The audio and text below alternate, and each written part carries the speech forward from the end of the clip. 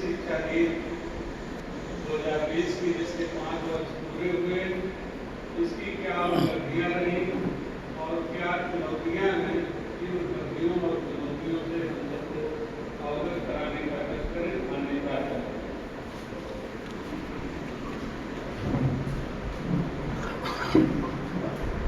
हल्ला बहुत बा ये कूलिंग लगे तो में डाले तो ना आए।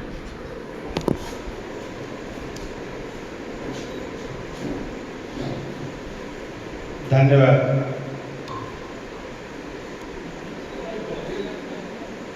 इतना आवाज़ है, कैसे आप बोले सुनाई नहीं पड़ा था।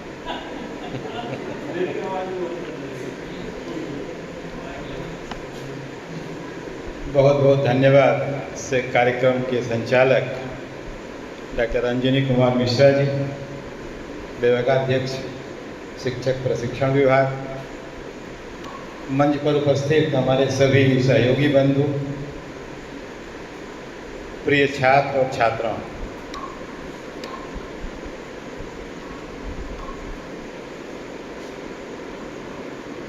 आज का विषय जिस पर हम लोग विचार विमर्श करने के लिए इकट्ठा हैं, इसको दो तरीके से हम लोग एनालाइज कर सकते हैं। एक तो अनौपचारिक तरीके से, और जिसको एक लाइन में कह सकते हैं कि सब इसने बर्बाद कर दिया, कुछ बचा ही नहीं। लेकिन दूसरा एक औपचारिक तरीके से, एक रिसर्च स्कॉलर की हैसियत से, एक पॉलिसी के पॉइंट ऑफ व्यू से, और हमको एक विद्यार्थी होने के नाते किसी भी तथ्य पर अपनी बात कहने के पहले न तो अनौपचारिक होना चाहिए और न ही व्यक्तिगत होना चाहिए। सवाल ये नहीं कि उससे हमको कितना लाभ है, या हम कितना परेशान हैं, या हमारा कॉलेज कितना परेशान है।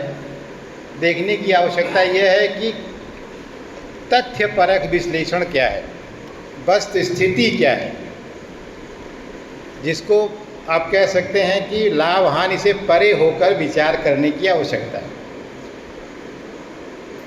बहुत संक्षेप में, क्योंकि 5 साल बीत गया है, अब हम लोग उसमें जी रहे हैं। अब हमको उसके बारे में बताने की ज़रूरत नहीं है कि नई शिक्षा नीति क्या है।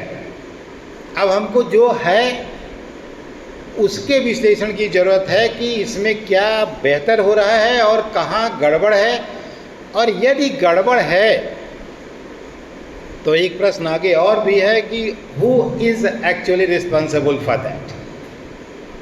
क्या पॉलिसी जिम्मेदार है? तो हम लोग थोड़ा निष्पक्ष होकर के, बिना किसी लाग लपेट के, बिना स्वार्थ के अपनी बात आपस में साझा करेंगे। बहुत संक्षेप में थोड़ा सा इतिहास भूगोल इसलिए भी शामिल किया जाएगा कि बिना उसके हम उस पर विचार नहीं कर सकते। इसलिए जानबूझ करके हमने एक्सटेम्पोर बोलने के बजाय पीपीटी बनाया कि जब आप बिना किसी रिकॉर्ड के बोलते हैं, जब आप बिना किसी कंटेंट के बोलते हैं, जब आप आपके जो मन में आए बोलते हैं, तो फिर निश्चित रूप से तथ्य भटक जाते हैं। और वह एक नेता के भाषण के लिए तो ठीक है, लेकिन विद्यार्थी के भाषण के लिए वह भटकाव ठीक नहीं। अध्यापक को क्लास में पढ़ाते समय बहुत पर्टिकुलर होना चाहिए कि वह कौन सा टॉपिक शुरू किया और पढ़ा क्या रहा। ऐसा तो नहीं कि शुरू किया रिसर्च मेथोडोलॉजी, पढ़ाने लगा रामचरितमानस। तो ये भटकना ठीक नहीं है। तो अगर आप एनईपी के बारे में देखें तो संक्षेप में आपको बताएं कि इसका जो विज़न है, विज़न ये है कि 2040 तक हम सिस्टम को ट्रांसफॉर्म कर देंगे। ट्रांसफॉर्म का मतलब होता है आमूल चूल परिवर्तन। आमूल चूल परिवर्तन सकारात्मक दृष्टिकोण से, ध्यान दीजिएगा। आमूल चूल परिवर्तन का मतलब ये नहीं कि सब चौपट कर देंगे। आमूल चूल परिवर्तन का मतलब पॉजिटिव रूप में है कि सब कुछ बहुत बढ़िया 2040 तक हो जाएगा। 29 जुलाई 2020 को यह लागू हुई। इसका जो फोकस है, इसकी जो एम्फेसिस है, वो हॉलिस्टिक। ध्यान दीजिए, 2-3 शब्द इस्तेमाल हुए थे, holistic, flexible multi disciplinary education. Holistic शब्द में बड़ा दम है, इस पर हमको बहुत गहराई से विचार करने की ज़रूरत है कि what does it mean, holistic क्या है। हॉलिस्टिक का मतलब समग्र विकास की बात है। अब समग्र विकास क्या है? समग्र विकास में कुछ तथ्य आप इसमें इंक्लूड कर सकते हैं और उनको फिर आप पॉलिसी से कोरिलेट कर सकते हैं कि क्या पॉलिसी इन आइटम्स को एड्रेस करने में समर्थ है। जैसे उसमें पहला है नॉलेज, स्किल और संस्कार। जब आपके समग्र विकास की बात होती है, आपको ज्ञान भी होना चाहिए, आप में कौशल भी होना चाहिए और आप में संस्कार भी होना चाहिए। ज्ञान के लिए आपको बेहतर शिक्षा के कंटेंट की ज़रूरत है, बेहतर शिक्षा के अवसर की ज़रूरत है, बेहतर शिक्षा की सुविधाओं की ज़रूरत है। और स्किल के लिए आपको कुछ ऐसी ट्रेनिंग विशेष की ज़रूरत है जो वर्तमान परिवेश में आपको रोजगार के अवसर उपलब्ध करा सके। तो अगर आप एडीपी को देखें तो इसने शिक्षा के स्वरूप को बहुत बड़े पैमाने पर बदला, कंटेंट में बहुत व्यापक परिवर्तन किया, कोर्सेज को बहुत बड़े पैमाने पर मॉडिफाई किया, रिफाइन किया, आज के वर्तमान युग की आवश्यकता के अनुरूप बनाने का प्रयास किया और स्किल डेवलपमेंट के लिए वोकेशनल कोर्सेज को लागू किया। अभी हम सिर्फ उस पर फोकस करते हैं कि इसने प्रयास क्या किया। तो और संस्कार की जब बात करते हैं तो संस्कार का मतलब बहुत संक्षेप में गुड हैबिट्स है। और गुड हैबिट्स पर अगर आप फोकस करें तो जो को करिकुलर एक्टिविटीज़ हैं या को करिकुलर कोर्सेज हैं जिनको शामिल किया गया, बहुत सारे 5-6, यह आपके उन तमाम गुणों का विकास करते हैं जिससे आपके अंदर अच्छी आदतों का विकास हो। अभी हम केवल इसकी बात कर रहे हैं कि क्या क्या इसमें शामिल किया गया। ये दूसरा पहलू है कि इसमें क्या हो रहा है, क्या नहीं हो रहा है। इसके अलावा एक जो सबसे बड़ा परिवर्तन आप लोगों ने देखा, आप लोग सब लोग बीएड के छात्र हैं, आपको पता है कि जो हमारा सिस्टम था एजुकेशन का 10+2 था और उस 10+2 को 5+3+3+4 में कन्वर्ट कर दिया गया। इसमें और सब तो केवल परिवर्तन है नाम का, लेकिन मेरी अपनी राय में जो सबसे बड़ा परिवर्तन है, जो सबसे आमूलचूल परिवर्तन है और जो वास्तव में बहुत ही क्रांतिकारी है, ये अलग बात है कि आप उसको लेते कैसे हैं, वो शुरू का 5 साल। पहले आपकी पूरी शिक्षा में 6 से 18 साल की आयु वर्ग के बच्चे शामिल हुआ करते थे। अब सरकार ने क्या किया, 3 वर्ष से 18 वर्ष को शामिल कर लिया। तो 3 वर्ष से 6 साल 3 साल के ये जो नए बच्चे अर्ली चाइल्डहुड केयर और एजुकेशन के नाम पर जो शामिल हुए, वास्तव में ये करिश्मा है। करिश्मा क्या है, ये समझिए क्रांतिकारी है। अब ये अलग बात है कि आप इसको कितना गहराई से ले पा रहे हैं। जहाँ तक संस्कार की बात है, जहाँ तक गुड हैबिट्स की बात है, जहाँ तक एक अच्छी ह्यूमन बीइंग की बात है, जहाँ तक एक अच्छे नागरिक की बात है, ये सब कुछ का निर्माण कहाँ हो जाता है, वहीं 3 से 6 साल में। अब आप सब इतने बड़े बड़े हो गए, आपको कौन सिखाएगा सत्य बोलना चाहिए। आप सब कंप्लीट नालायक हो चुके हैं। अब आपको बदला नहीं जा सकता, जैसे हैं वैसे हैं। अच्छे हैं तो ईश्वर की कृपा से अच्छे हैं और बुरे हैं तो कैसे हैं, बुरे हैं। लेकिन 3 से 6 साल की उम्र ऐसी है जिसमें आप जिसको जो चाहे वो बना दें। ये पेरिस स्ट्रक्चर है। ये जो परिवर्तन हुआ वो पेरिस के नाम से जाना जाता है। पेरिस में स्ट्रक्चर यही है। तो 3 से 6 साल में आपको पढ़ाना नहीं बच्चे को, उसी 3 से 6 साल में उसको उठना, बैठना, चलना, फिरना, सम्मान करना, हाथ जोड़ना, ईश्वर के प्रति आस्था, राष्ट्र के प्रति आस्था, जितनी भी अच्छे सद्गुण आप जानते हैं, नैतिकता, ईमानदारी, कर्तव्यनिष्ठा, परोपकार, दया, करुणा, ममता, त्याग, तपस्या, जो भी आपके दिमाग में है, ये सब कहाँ सिखाना है, उसी 3 साल से 6 साल के बीच में। और उसे पढ़ाना नहीं है, ध्यान दीजिएगा, उसे दिखाना है। जैसे लोग कहते हैं ना, अरे बच्चा सुनता ही नहीं है। आप बिल्कुल सही कह रहे हैं, बच्चा सुनता नहीं है, वो जो देखता है वो करता है। आप उसे कह रहे हैं टीवी मत देखो, लेकिन आप बैठ के टीवी देख रहे हैं तो वो नहीं सुनेगा। लेकिन आप टीवी बंद कर दीजिए, आप भी मत देखिए, वो भी ना देखे, तो जान जाएगा कि टीवी नहीं देखा जाता है। तो 3 से 6 साल का जो इंक्लूजन है, आंगनबाड़ी है, जो आप कह सकते हैं कि छोटे बच्चों को शामिल किया गया। अब दुर्भाग्य, खैर अभी हम उस बुराई पर जाएंगे ही नहीं, अभी हम केवल अच्छाई की बात कर रहे हैं। तो सिस्टम जो बना वो स्ट्रांग है, उसमें कोई दोष नहीं है। अब अगर वह जिम्मेदारी हमको दी गई तो गड़बड़ कहाँ है? अब गड़बड़ यहाँ है। इसका मतलब सारी जिम्मेदारी किसके ऊपर है? जो उसको लागू करता है। इसीलिए इस स्ट्रक्चर में 2 शब्द बड़े इंपॉर्टेंट है। जैसे जो पॉलिसी का सक्सेस है वो डिपेंड करता है पॉलिसी पर नहीं, स्ट्रांग विल और उसके स्किल पर। तो कहते हैं नीति नहीं, नीयत इंपॉर्टेंट है। नीति बहुत अच्छी है, आपकी नीयत बिल्कुल भ्रष्ट है तो नीति क्या करेगी भाई? तो आपको उनको अच्छा होने की ज़रूरत है जो इसको लागू कर रहे हैं, जो इसके लिए जिम्मेदार हैं, जो इसके लिए आधिकारिक रूप से निर्धारित किए गए कि आपको ये काम करना है। तो जो 5+3+3+4 का सिस्टम है, इसमें वो शुरू का जो 5 वर्ष है वो करिश्माई है और वाकई में बहुत अच्छा संशोधन है। ये हमको आपको लेने की ज़रूरत है कि कैसे वहीं देश का नागरिक 5 साल में बन जाएगा, उसको फिर आगे कुछ नहीं करना होगा। वो अच्छा विद्यार्थी भी होगा, वो अच्छा नागरिक भी होगा, वो अच्छा व्यक्ति भी होगा, वो अच्छा भाई भी होगा, वो अच्छा पति भी होगा, वो अच्छा बेटा भी होगा, सब कुछ वहीं बन जाएगा 5 साल में।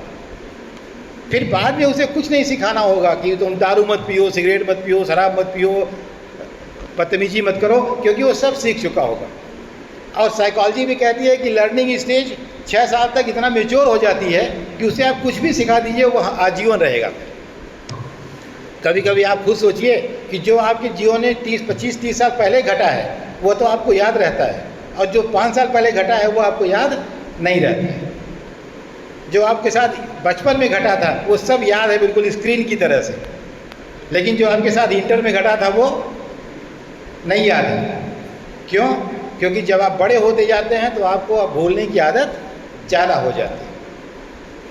तो ये जो सिस्टम है, जो होलिस्टिक डेवलपमेंट है, उसमें नॉलेज, स्किल और संस्कार, ये तीनों शामिल किया। और संस्कार के लिए ही 3 से 6 साल के बीच के बच्चों को शामिल किया, और वो बहुत बड़ा कदम है।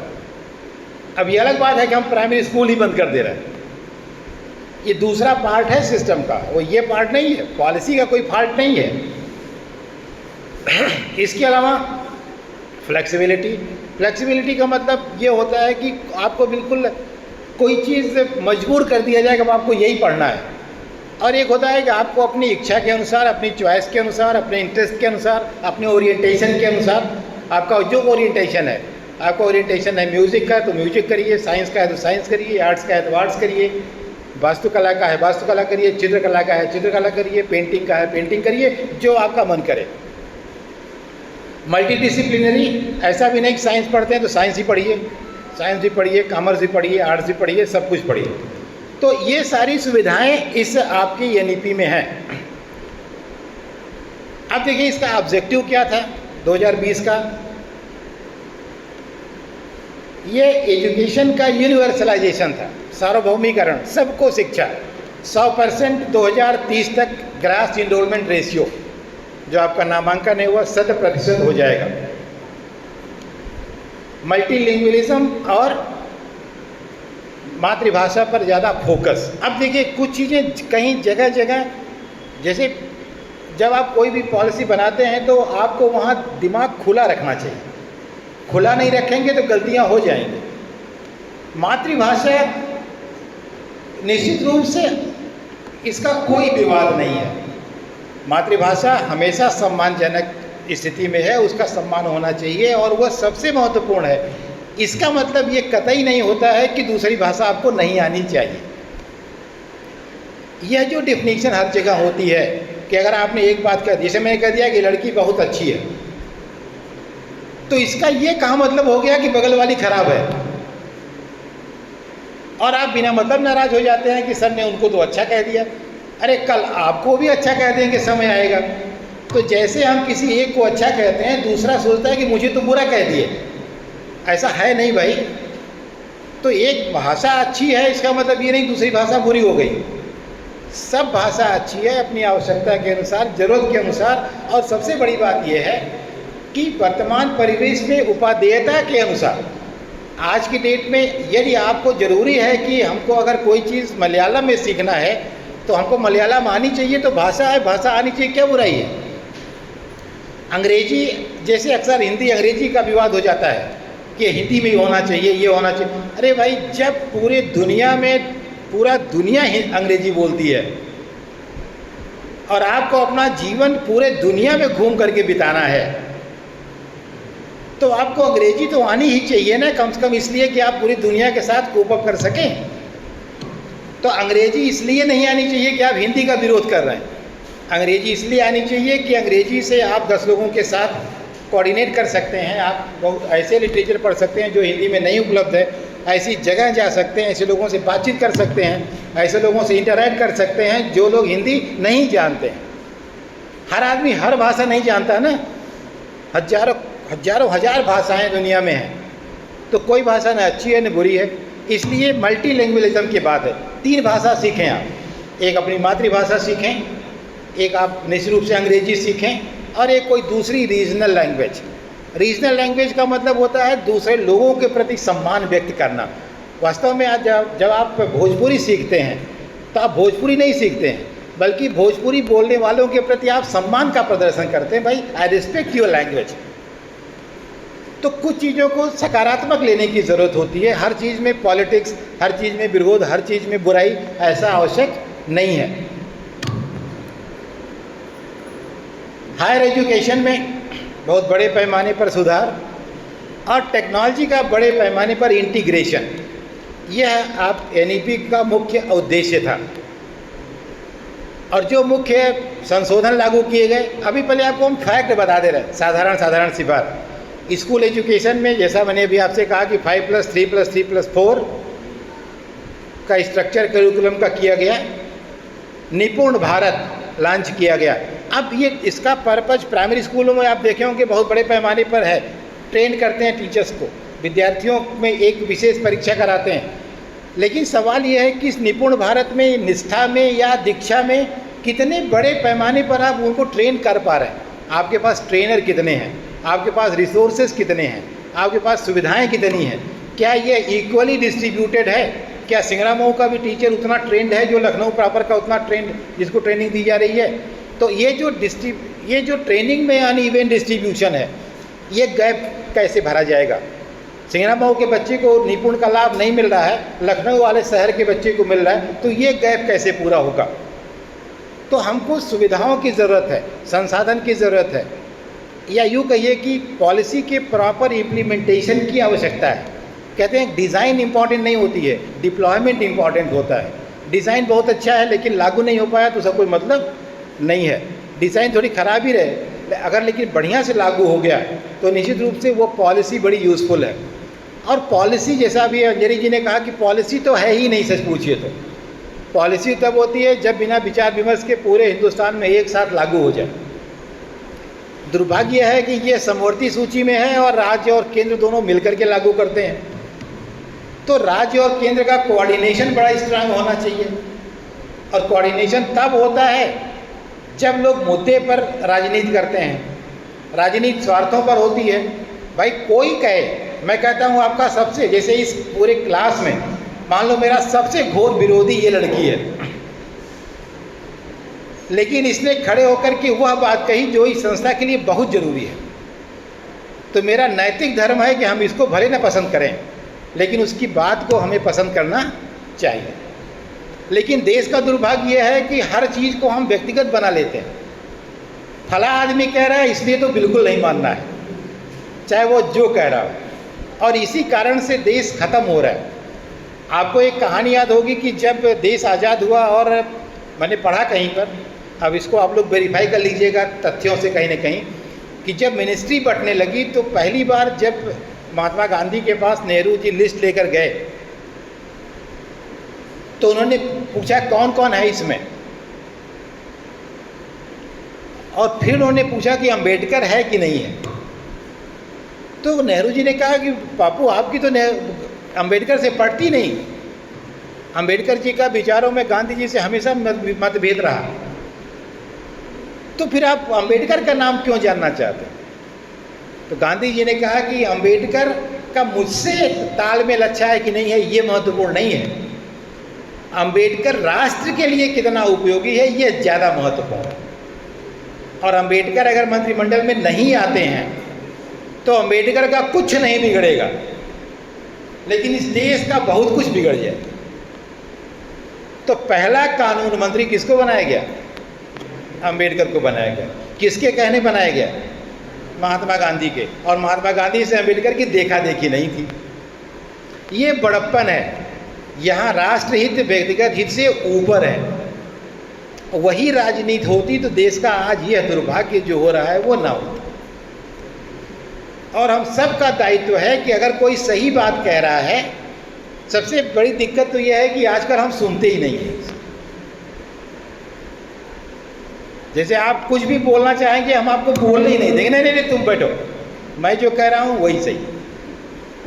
यह प्रजातंत्र नहीं है भाई। प्रजातंत्र में हर व्यक्ति को अपनी बात पूरा कहने का अधिकार है, और जो सत्ता में है उसका नैतिक दायित्व है कि उसकी पूरी बात सुने और सुन करके तब कोई निर्णय ले। और ऐसा हो नहीं रहा है, इसलिए गड़बड़ है। तो जो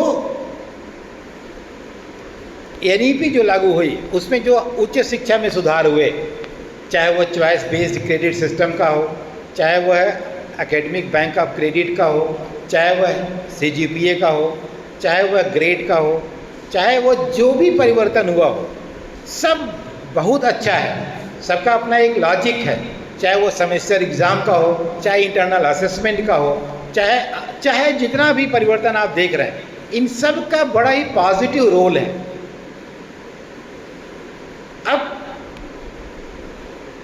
अचीवमेंट क्या है? जो रिपोर्ट आ रही है उसका ये मानना है, कह रहा है कि इनरोलमेंट बढ़ गया है, लेकिन आप इसको ग्राउंड रियलिटी पर चेक करिए। सिंगरामऊ को देखेंगे तो पिछले 5 सालों में हर साल हमारा एडमिशन 10%, 20%, 25%, 30%, इस साल 40% कम होता जा रहा है। रिपोर्ट कहती है कि इनरोलमेंट बढ़ रहा है। अब बड़ा विरोधाभास है कि जो दिखाई पड़ रहा है वो तो घट रहा है, लेकिन जो रिपोर्ट है वो कह रही है बढ़ रहा है। तो इसको एक बार फिर से चेक करने की ज़रूरत है कि रिपोर्ट में कहाँ तक सच्चाई है। ये तो डिग्री कॉलेज का हो गया जो हम देख रहे हैं अपनी आँख के सामने।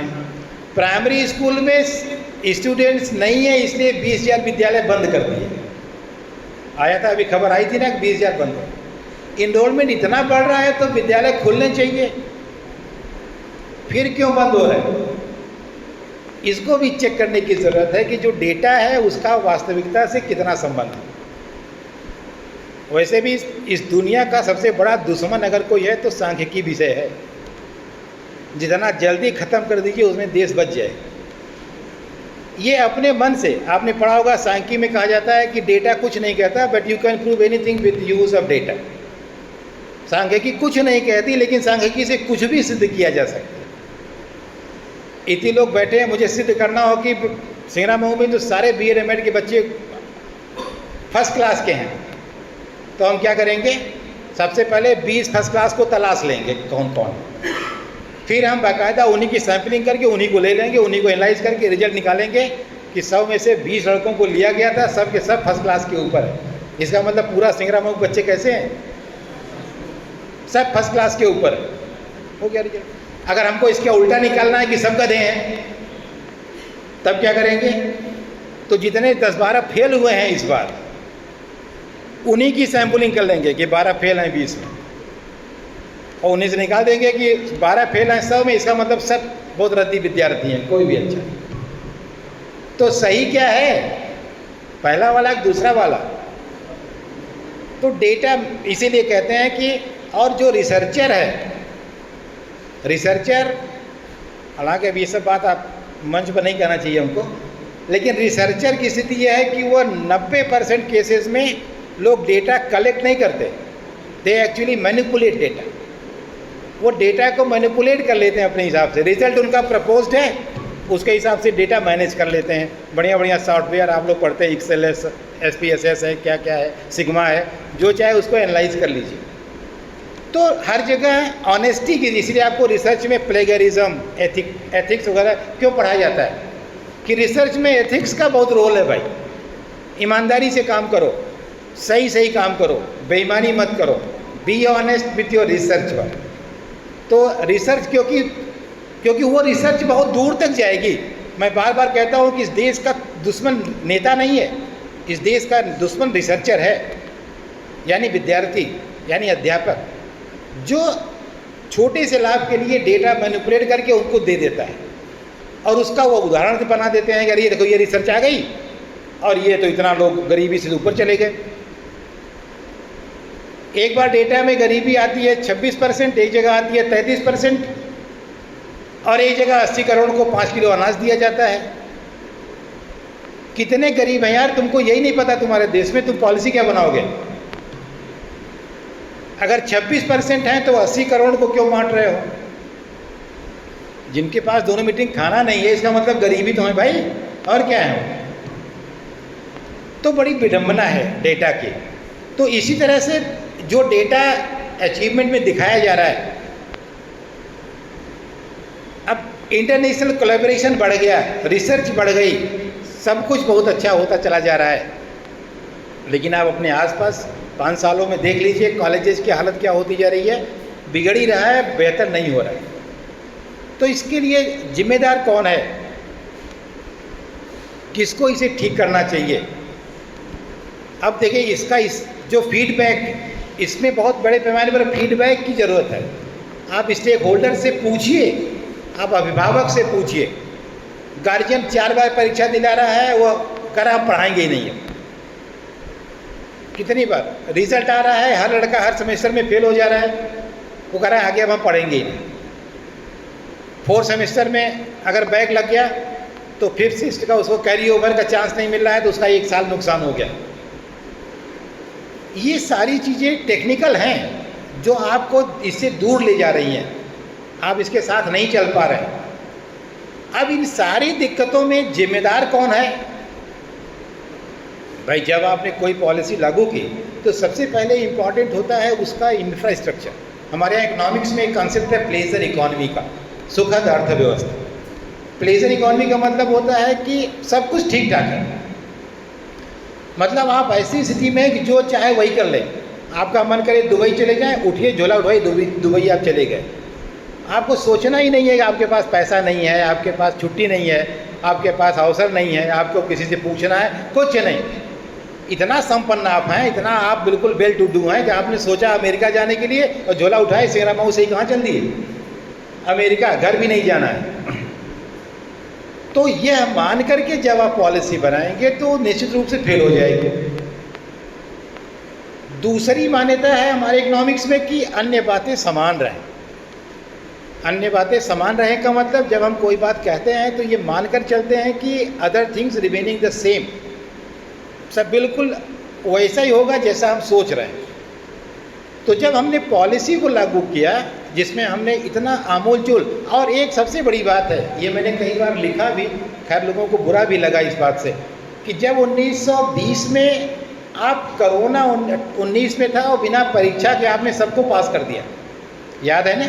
सबको प्रमोट कर दिया गया क्योंकि परीक्षा नहीं हो पाई। तो वही तो आपका इंफ्रास्ट्रक्चर था, वही तो सुविधाएं थी आपके पास। फिर तुरंत ही 1920 में इतना बड़ा परिवर्तन शिक्षा जगत में लागू करने की क्या ज़रूरत थी? रुक जाते 2-4-5 साल, परिस्थितियाँ नॉर्मल हो जाती, आप अपनी तैयारी कर लेते कायदे से और फिर उसको शुरू से लागू करते। मैं इस बात से कतई सहमत नहीं हूँ कि एक साथ प्राइमरी से लेकर के डिग्री तक आप किसी पॉलिसी को लागू कर दो और हर जगह वो असफल हो जाए। अगर इसको कक्षा, जैसा अभी मैंने कहा कि 5 साल 3 साल 3 साल 4 साल की जो पॉलिसी है, अगर इसको सही में प्राइमरी से लागू किया गया होता और उन बच्चों को बड़ा करके ऊपर लाया गया होता तो देश की शकल और अर्थव्यवस्था की स्थिति दूसरी होती है। अचानक हमारे आपके ऊपर थोप दिया गया तो हम आप उसको एक्सेप्ट ही नहीं कर पा रहे हैं, दिक्कत ये है। और नहीं कर पा रहे हैं तो तमाम डिविएशंस हैं नॉर्म से। अब जो बहुत अच्छी स्कीम थी वह सरदर्द हो गई सबके ऊपर। सीधे आपने तुरंत डिग्री कॉलेज में लागू कर दिया, बच्चों को आपने तुरंत सबका रजिस्ट्रेशन हो, सबका समर्थ हो, सबका अपार हो, सबके साथ। अब बच्चे रूरल और अर्बन का डिवाइड है। सिंगरा मऊ का बच्चा दिल्ली यूनिवर्सिटी से कम्पीट नहीं कर सकता है। दिल्ली यूनिवर्सिटी के बच्चे की जो सुविधा है वो सिंगरा मऊ को नहीं है। अभी वर्तमान आज की डेट में हमारे जितने बच्चे फर्स्ट ईयर में एडमिशन लिए हैं, BA MA मिला करके 400-450 के आसपास, उनका भी एक ग्रुप बनवा रहे थे हम, तो कम से कम 40% बच्चों का फ़ोन नंबर ऐसा है जो स्मार्टफोन नहीं चलाते, उनका नंबर ऐड नहीं हुआ। तो आज की डेट में भी यानी 40% बच्चे तो मेन स्ट्रीम से ही बाहर हैं। आप किस टेक्नोलॉजी की बात कर रहे हैं? और हर चीज़ ऑनलाइन है, हर चीज़ आप चाहते हैं, कोर्स भी आप चाहते हैं कि 40% स्वयं से बच्चा पढ़ करके क्यों यूनिवर्सिटी इम्तहान दे दे, कॉलेज में न पढ़े। तो स्वयं से पढ़ेगा कैसे? उसे डिवाइस चाहिए, इंटरनेट चाहिए, इंटरनेट का खर्चा चाहिए। वो एडमिशन तो ले नहीं पा रहा है अपने पैसे से, तो फिर वो 300-400 रुपये हर महीने इंटरनेट कहाँ से खर्च करेगा? मेरा कहने का मतलब सिर्फ ये है कि जब तक सुविधाएं नहीं होंगी तब तक योजना चाहे जितनी अच्छी बना दीजिए वह प्रोडक्टिव नहीं हो सकती है, असुविधा ही पैदा करेगी। पॉलिसी बहुत अच्छी है, उसके सारे आइटम्स बड़े ही यूज़फुल हैं, लेकिन उसका इम्प्लीमेंटेशन जिस लेवल पर और जिस ढंग का होना चाहिए वो इसलिए नहीं हो पा रहा है कि उतने संसाधन हमारे पास नहीं है। यूनिवर्सिटी की दिक्कत क्या है? यूनिवर्सिटी ने एक साथ लागू कर दिया, तो अब यूनिवर्सिटी रिजल्ट दे रही है। किसी भी लड़के का रिजल्ट आप पूरे कॉलेज का उठा लीजिए, पहले सेमेस्टर से लेकर के और लास्ट सेमेस्टर तक, शायद कोई बच्चा मिले जिसका सब सही हो, नहीं तो किसी सेमेस्टर में बैक लगा है, किसी को एब्सेंट दिखाया जा रहा है, किसी का नॉट क्वालिफाइड है। तो इतनी सारी दिक्कत क्यों हो रही है? क्योंकि संसाधन विश्वविद्यालय के पास भी नहीं है, स्किल ट्रेंड हैंड्स उनके पास भी नहीं है। अचानक इतना बड़ा परिवर्तन उन्होंने भी कर लिया है, वो मैनेज नहीं कर पा रहे हैं। तो इसको धीरे धीरे स्टेप बाय स्टेप 2-4-6 साल में बहुत बड़ा परिवर्तन था, छोटा मोटा परिवर्तन नहीं था। तो इतना बड़ा परिवर्तन एक साथ करके पूरा ख़त्म करने से अच्छा था कि थोड़ा थोड़ा करके 4-6 साल में इसको मजबूती से लागू किया जाना चाहिए था, जैसा हमको अब प्रैक्टिकल देखने पर लग रहा है। क्योंकि ये सारी दिक्कतें वास्तव में दिक्कत नहीं है, ये सिर्फ समय और संसाधन के कारण ऐसा है। प्रॉपर समय नहीं दिया जा रहा है और संसाधन नहीं है, तो इसमें सुधार की ज़रूरत है।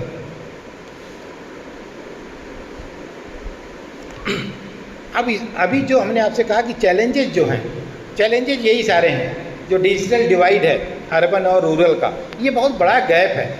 अभी भी आप देखें तो 70-80% के आसपास लोग गांव में रहते हैं, यानी गांव से जुड़ी संस्थाओं में पढ़ रहे हैं। तो कोई भी परिवर्तन अगर आप करते हैं और 80% लोग उसमें बिल्कुल मेन स्ट्रीम में नहीं आ पाते हैं, तो इसका मतलब बहुत बड़ा गैप है और उससे देश का विकास नहीं हो सकता है। तो सबको इंक्लूड करने की ज़रूरत है, सबको उसमें समाहित करने की ज़रूरत है। उसके लिए जैसे स्मार्टफोन बांटे जा रहे हैं, इतना बांटने के बाद भी कितने को मिला है? अपने कॉलेज में मुश्किल से 20-25% बच्चों को मिला है स्मार्टफोन, बाकी को नहीं मिला है। तो जितने को मिल रहा है फिर वो उसका इस्तेमाल कैसे करेंगे? एक बार पा गए मान लो, उसके बाद रेगुलर खर्चा हर महीने का है, वो कहाँ से आएगा? तो बहुत सारी चीज़ें ऐसी हैं जो दिक्कत करती हैं। इसके अलावा जो इंफ्रास्ट्रक्चर की प्रॉब्लम है, संसाधन की जो प्रॉब्लम है, चाहे स्कूल लेवल पर हो, कॉलेज के लेवल पर हो, यूनिवर्सिटी के लेवल पर हो, हर स्कूल के पास, हर कॉलेज के पास तो वो संसाधन उपलब्ध नहीं है जिनके द्वारा आसानी से वह काम किए जा सके। इसके अलावा जो आपने प्रपोज किया था रेगुलेटरी रिफॉर्म्स, जो आपके 2020 के पॉलिसी में था, जैसे हायर एजुकेशन कमीशन था, UGC खत्म हो जाएगा, ICT खत्म हो जाएगी, NCT खत्म हो जाएगा, केवल एक संस्था होगी। 5 साल बीत गया, कुछ तो नहीं हुआ। तो पॉलिसी क्या करेगी जब 5 साल में तुम कुछ नहीं कर पाए? वो जैसे था वैसे ही चल रहा है और बल्कि समस्याएं बढ़ा दिया उन सबों ने। तो पहले उसी को कर लिए होते, पहले रेगुलेटरी सिस्टम ही बना लेते, तब लागू करते। तो क्या पहले योजना लागू कर दो और सब कुछ बाद में होगा? लागू कर दो फिर संसाधन बाद में मिलेंगे, लागू कर दो फिर नियामक संस्थाएं बाद में बनेंगी, लागू कर दो फिर ट्रेनर बाद में मिलेंगे। तो 2-4 साल जो बीत गया उसका क्या? कोई भी विषय आप पढ़ सकते हैं, ये फ्रीडम आपको है।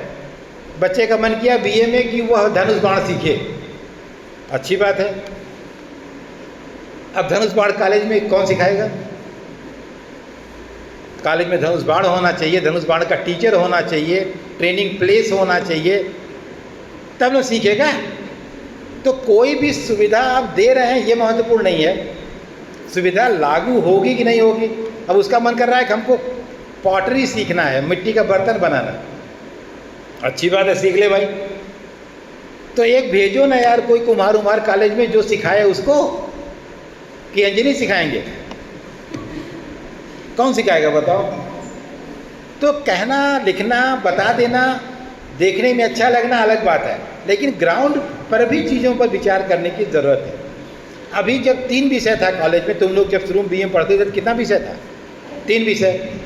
और मुझे अच्छे से याद है कि टीडी कॉलेज में चूँकि बहुत सारे विषय हैं, मैं टीडी कॉलेज में था और वहाँ हम लोगों ने बहुत सारे विषय प्रतिबंधित कर रखे थे। क्यों?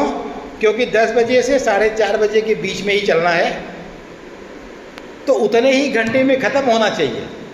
अगर सारे बच्चे अलग अपने अपने मन का विषय ले लें तो कुल बनेंगे 25 घंटे रोज। कैसे चलेगा? न कमरा है, न टीचर है, न संसाधन है। तो जब उसी बीच में चलाना है तो चाहे इकोनॉमिक्स पढ़ते हो तो इकोनॉमिक्स के साथ ये विषय नहीं लेना है, चाहे अगर भी तुमको बंद है। इकोनॉमिक्स पढ़ते हो तो म्यूजिक नहीं पढ़ना है। ये सब प्रतिबंध क्यों थे?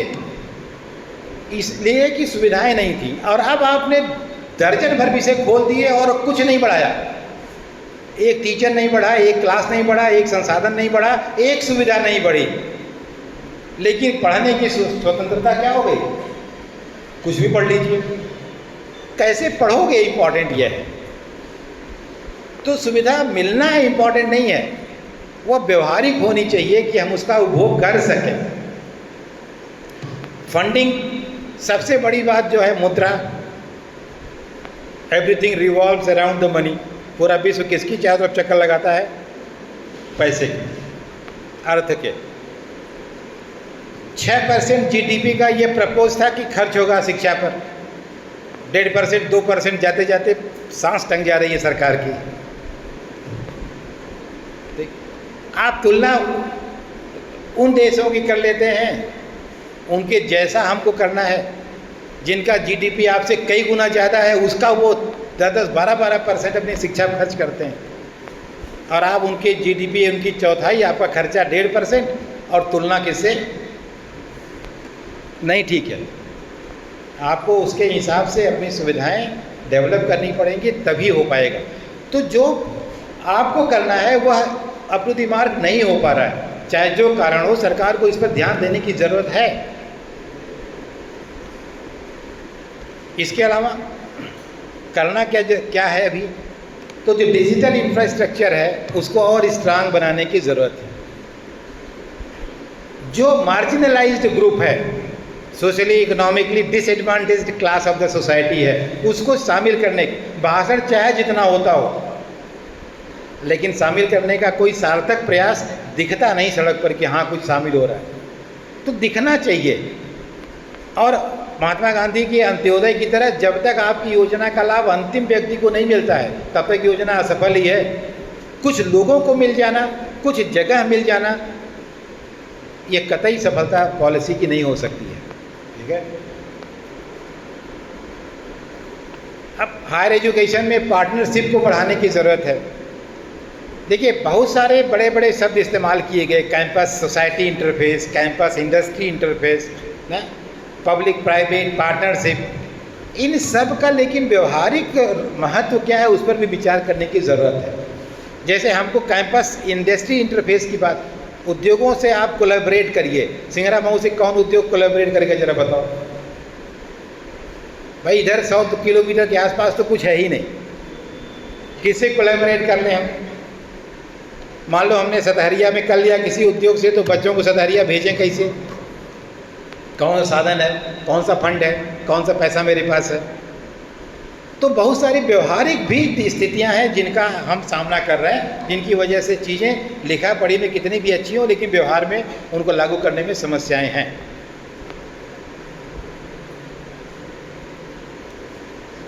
आप ये कह सकते हैं कि आपकी NEP 2020 बहुत ही महत्वाकांक्षी है, बहुत अच्छी है। पॉलिसी ड्राफ्ट की क्वालिटी और उसकी अच्छाई का कोई जवाब नहीं, लेकिन दिक्कत क्या है? दिक्कत उसके इम्प्लीमेंटेशन की है। अब यहाँ हम आपसे वह बात कहेंगे जो हमको कहना चाहिए सही सही। इन सारे पूरे अगर आप स्ट्रक्चर में देखें जितना हमने आपके साथ शेयर किया, तो जितनी भी कमी है वो सिर्फ और सिर्फ इम्प्लीमेंटेशन की है। और इम्प्लीमेंटेशन के लिए रिस्पॉन्सिबल तीन ही लोग हो सकते हैं, अध्यापक, विद्यार्थी, गार्जियन। यानी सारी गलती किसकी है? यही तीन लोगों की, मेरी, आपकी और गार्जियन। ये तीनों ही अगर मन से, और इनके साथ सरकार, जो मैंने कहा कि सुविधाएं, क्योंकि इंफ्रास्ट्रक्चर ये तीनों इकट्ठा नहीं कर सकते भाई। इंफ्रास्ट्रक्चर संसाधन कौन देगा? सरकार देगी। यह भी है कि पहले उसको देना पड़ेगा। और जब सरकार से कहिए ये सारी बातें, एक बार एक मीटिंग थी एक जगह पर, तो वहाँ एक सज्जन ने ये सारी बातें बहुत महत्वपूर्ण अधिकारी के सामने रखी। तो सरकार का जवाब क्या है? बजाय उसने ये मानने के कि हाँ दिक्कत है, उसने उनसे ही उलट के पूछा कि अच्छा जितना आपके पास है उसका आप पूरा पूरा इस्तेमाल करते हैं, पहले बताइए। अब वो बेचारे चुप मार के बैठ गए, क्या बताते हैं। तो बात को टालने की बात है। आप सुविधा नहीं दे रहे हैं तो पहले ये बताइए कि जो है आपने उसमें क्या किया है।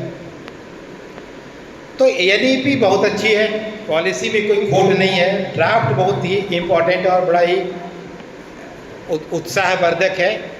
आवश्यकता इसमें आमूलचूल थोड़ा सा कह सकते हैं सुधार की है, इसके लागू करने के समय पर थोड़ा इसके, और केवल महिमा मंडित करने की आवश्यकता नहीं। इसकी इन तमाम समस्याओं से सरकार को अवगत कराना चाहिए। वास्तव में यह नीति की बुराई नहीं है, ये समस्याएं हैं जो ग्राउंड पर लोग महसूस कर रहे हैं और इनको वहाँ तक पहुँचना चाहिए। अन्यथा इस पॉलिसी में कोई खोट नहीं है। बहुत दिनों के बाद बहुत एग्जॉस्टिव पॉलिसी इम्प्लीमेंट हुई है, बहुत अच्छी है। मैं तो यह कहूँगा जो प्रदेश नहीं भी लागू कर रहे हैं उनको भी लागू करना चाहिए। इस आधार से नहीं रिजेक्ट करना चाहिए कि कौन सी सरकार लागू कर रही है। सरकार कोई भी हो, पार्टी कोई भी सत्ता में हो, अगर वो सही बात कहती है तो उसको मानना हमारा आपका फर्ज है, नैतिक दायित्व है। और जहाँ तक ये पॉलिसी के दूसरे पहलुओं की बात है, आप देखें एक अच्छा इंसान बनने की, तो सही है कि अगर अच्छा इंसान है तो जान लीजिए सब कुछ अच्छा है। इसलिए गुड ह्यूमन बीइंग का होना जरूरी है। जैसे इसीलिए कहते हैं कि बहुत ही सफल लाइफ से ज़्यादा जरूरी है संतुलित लाइफ। सक्सेस होना उतना इम्पोर्टेंट नहीं है जितना एक बैलेंस लाइफ जीना इम्पोर्टेंट है। जैसे मान लीजिए एक व्यक्ति IAS हो गया, सफल है कि असफल है? क्या कहेंगे? सफल है। और 6 महीने के बाद भ्रष्टाचार में जेल चला गया। अब क्या है? तो ये नहीं ठीक है। बैलेंस लाइफ जरूरी है, उसे नौकरी पाना भी जरूरी है और अच्छे से नौकरी पूरी करना भी जरूरी है। ठीक है, तो लाइफ में बैलेंस जरूरी है बहुत ज़्यादा। ऐसा नहीं कि कोई आप, और सक्सेस कोई एक बिंदु नहीं है, सफलता कोई बिंदु नहीं कि आप यहाँ पहुँच गए तो सफल हो गए। सफलता एक प्रोसेस है, आपको जीवन में रोज़ ही सफल होना होता है। इवन कुछ नहीं कर रहे हैं तब भी आज आप कॉलेज आए हैं और आप अच्छे से दिन भर क्लास में रहें और अच्छे से घर पहुंच जाएं, यह भी एक दिन की सफलता है। नहीं तो पता चला कि क्लास में आपको आज 3 साल के लिए सस्पेंड कर दिया गया। क्यों? क्योंकि आपने क्लास में बदतमीजी कर दी, हो गया, गड़बड़ा गया मामला। तो सफल तो आपको रोज़ होना है, हर क्षण, हर सेकेंड, हर पल अपने जीवन में। इसलिए कोई बिंदु नहीं है कि ये पा गए तो काम खत्म हो गया। तो रोज़ ही अच्छा, इसलिए अच्छा व्यक्ति होना बहुत ज़रूरी है। अच्छा व्यक्ति होगा तो बाकी सब अपने आप अच्छा होगा। ठीक है, और इसी के साथ यह विमर्श खत्म हुआ। आपको कुछ पूछना हो या अपनी कोई बात शेयर करनी हो या आपको बोलना हो तो आप अंजनी जी से मेरा निवेदन है कि आपको अवसर जरूर दें। धन्यवाद।